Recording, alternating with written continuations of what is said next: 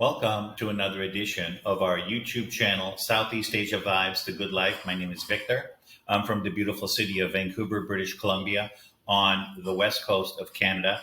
Are you fed up with outrageously expensive prices in the US, Canada, or whatever country that you're from? Cold winters, high crime, the rat race, leaving it early in the morning, coming home late at night, just working, working, working. And when you come home in the evening from work, you're so tired to spend any time with your family.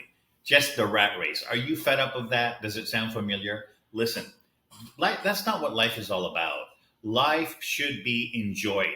We're only here on this earth for a very, very short period of time. If you get caught up in that rat race, before you know it, you're old and you're 60, 70 years old, and soon the lights are going to be off. So, what I'm saying is, you absolutely can be living the life of your dreams, working 2 or 3 hours a day, living in a tropical paradise, hanging out at the beach for literally 85 to 90% cheaper than what it would be back home. Now, here's the thing. Myself and several of my friends, we came to this part of the world. I live in Philippines. My friends live here. Some of my friends live in Cambodia, Laos, Thailand, uh, Indonesia, etc. When we first came here, we didn't really have a solid plan. We ended up broke and we had to go back home. But we learned from our mistakes. Even though it's very, very cheap to live in this part of the world, you still do need a sustainable source of income. I just laugh because literally 90% of these YouTube videos telling you how you can make money online, they're just bogus. They're complete lies and nonsense.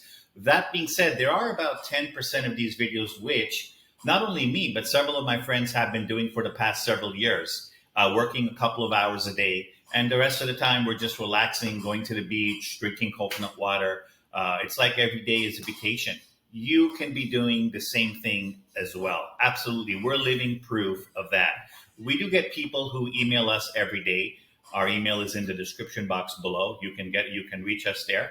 Let's get started with today's video. This video, I would like to discuss how I firmly believe that Pope Francis was none other than God himself disguised as a human being.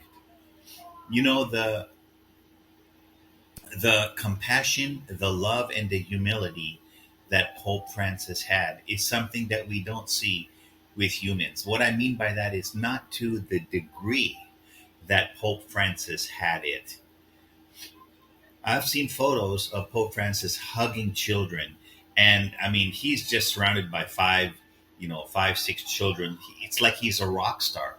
They absolutely loved, children absolutely loved Pope Francis, children and adults, everybody. And, children have a sixth sense. They know who's good and who's bad. They can tell a pure heart.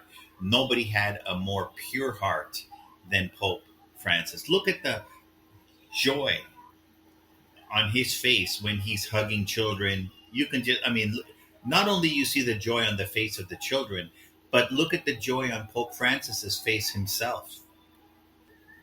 There was